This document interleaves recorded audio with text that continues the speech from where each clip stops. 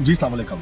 दिसंबर 2022 में थाना चनाब नगर चनियोट में एक मुकदमा दर्ज होता है कादियानियों की तरावीज और तौहीन कुरान पाक के हवाले से। 7 जनवरी 2023 को वो बंदा गिरफ्तार कर लिया जाता है। आज उस बंदे के हवाले से सुप्रीम कोर्ट में एक समाअत है जिसमें 2 रुकनी बेंच जस्टिस मसरत हलाली और जस्टिस काजी फैजी साहब ये दोनों उसकी समाअत करते हैं और उसका जो फैसला है उसमें ये मेंशन करते हैं कि अगर ये मुकदमा पहले दिन से कुरान पाक की नौयत से देखा जाता है, क्योंकि कुरान पाक में इस्लाम बिल जबर किसी को जबरी तौर पे आप मुसलमान नहीं कर सकते, उसकी हमारा मजहब इजाजत नहीं देता। और फिर दूसरा आर्टिकल 20 और 22 दोनों का हवाला देख लिख के पाकिस्तान में अकलीतों के हकूक की हिफाजत होनी चाहिए। जितनी भी इबादत गाहें हैं अकलीतों की, उनकी हम हिफाजत के जुम्मेदार हैं, वो अपनी इबादत कर सकते हैं, हम उनको किसी भी लिहाज से डिस्टर्ब नहीं कर सकते। यहाँ तक तो बात ठीक है, लेकिन जस्टिस काजी फैज ईसा ने आज आग में हाथ डाल दिया। आज इसने ये साबित कर दिया कि किस एजेंडे के ऊपर ये बंदा काम कर रहा है। देखें जितने भी इसके माजी में फैसले हैं, कोई भी ये फैसला खुद से नहीं करता। इसके फैसले हमेशा इसके जो फैसला साथ पीछे बैठे हुए हैं वो रात को इसे देते हैं, सुबह आके ये अदालत में पढ़ के बस सुना देते हैं। काजी फैज ईसा ये तुमने बहुत गलत किया है। ये आज तुमने 23-24 करोड़ मुसलमानों के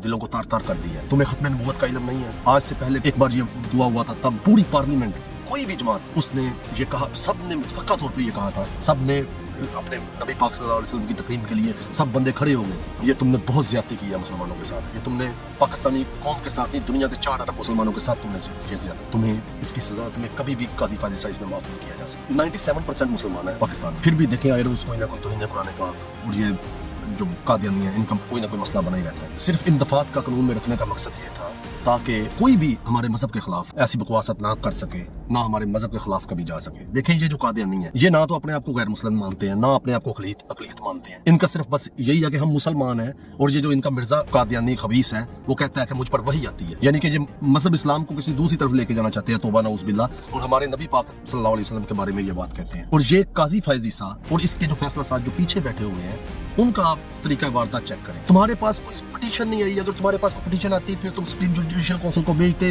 वो उलमा कराम को इकट्ठे करते, फिर जाके अगला फैसला होता कि ये दफात खत्म करनी चाहिए कानून में से या नहीं करनी चाहिए। काजी फैज ईसा तुमने अपनी दुनिया और आखिरत को तबाह कर लिया है, और ये जो तुम्हारे पीछे हैंडलर बैठे हुए हैं, जो तुम्हारे पीछे फैसला साज है, ये जो इन कादियानियों से मिले हुए हैं, ये जो सारा कुछ मिल के कर रहे हैं, खुदारा मुसलमानों पर रहम करो। तुमने पाकिस्तान का पहले मुआशी जनाजा निकाल दिया, गरीब को तुमने मार दी, अभी भी तुम्हारे पास टाइम है, इस फैसले को रिव्यू में ले जाओ और अल्लाह के कहर से बच जाओ। ये तुम 4 अरब दुनिया में जो मुसलमान हैं उनसे दुश्मनी मोल ले रहे हो, ये और तुमने ये साबित किया है कि तुम जिस एजेंडे के तहत इस मुल्क पे मुसल्लत किए गए हो और तुम इस मुल्क के साथ आगे क्या करने वाले हो। फिर वो 1971 की हिस्ट्री को ना दोहराओ।